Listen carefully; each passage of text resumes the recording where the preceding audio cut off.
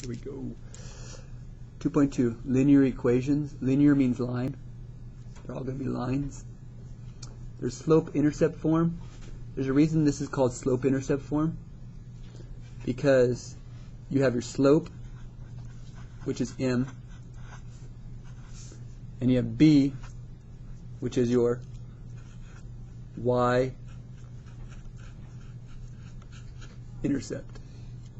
So you have m and b. M is your slope, b is your y-intercept. Slope-intercept form for graphing. What you need to realize, slope is rise over run. Okay? Slope is rise over run. Y-intercept is where it crosses the y-axis. Slope-intercept is kind of how it's moving. Here's a good way to remember. M stands for slope. Think of M as movement. M is movement. B is where do you begin? Begin movement. With a graph, you always have to begin somewhere and move somewhere. And then the graph develops. And the movement method is you rise, then run. And you'll see how it works. Now, here's a graph. Let's first change it to this form. It's just a little backwards. So let's make it y equals what x? Be negative 3x, and then that's a positive 1. So, your beginning is a number by itself.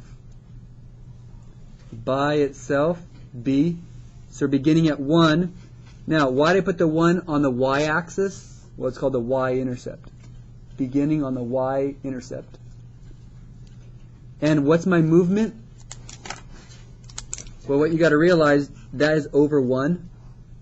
All numbers are over 1. Over 1. Negative 3 over 1. Negative 3, 1, 2, 3, and over 1. Always to the right. It's a negative 3 over 1, so you went down 3, always to the right, and went over 1. Do you have 2 dots? Could you make a line? Yeah. I can make another dot. Go down 3 over 1 one more time. I can even take this line and go up 3 over 1. Am I keeping the line?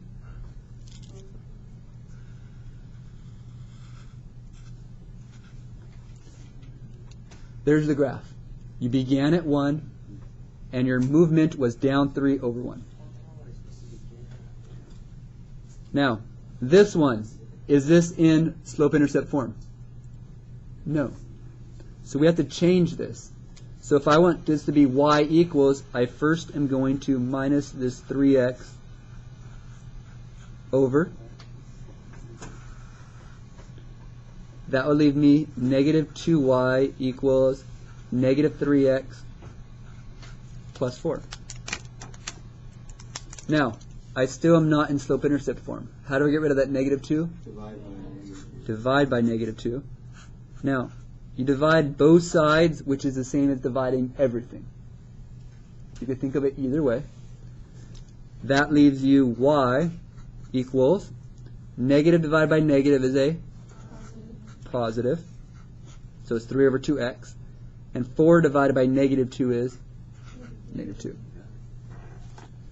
So, that's nice graph in slope-intercept form. Where do we begin? The number by itself is negative 2. And our movement, our slope, says we're going to go up 3, positive 3, and over 2. It's over 2. So you go up 1, 2, 3, and over 2. I could do that one more time. Up 1, 2, 3, over 2. Do you see how they all line up? Hint, a line, line up. There's your graph. What you'll notice, positive slopes go uphill, negative slopes go downhill. All right. next, let's graph both of these. I'm just saving some time and graphing. I'm going to graph both of these on the same set of axes. So these are a little bit different. Are these in slope-intercept form? This is just y equals -3. I want to make it in green. Well, look at your graph. Do you understand that y equals -3 is right there? I want to make a line that goes through that dot where y is always -3. And what you'll notice is your graph would look like this. If you want a graph where y is always -3, it should look like that. It's a horizontal line. That is y equals -3. Now, if I want a graph of x equals 1,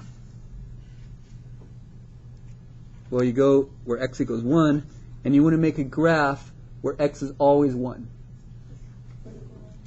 So that would be a vertical line. These graphs are a little bit different. They kind of mess people up, but they're actually pretty easy. Again, x equals, you just find what it equals and make a vertical line. For y equals, you just find the y value and make a horizontal line. Number 4, let's just make sure we got all the values. This is kind of messes people up a little bit. Number 4, let's rewrite it. What's my slope? What's in front of the x? You have to realize that's a 1x. Some people get confused when they don't see a number in front. And what number is added to this? Do you have to put +0? No, but for some people it might help to put a +0. So, the number by itself is 0. So where do we begin? At the origin, 0. Where do we move? Well, this says 1 over 1, so we go up 1 over 1. And you can keep doing that over and over again.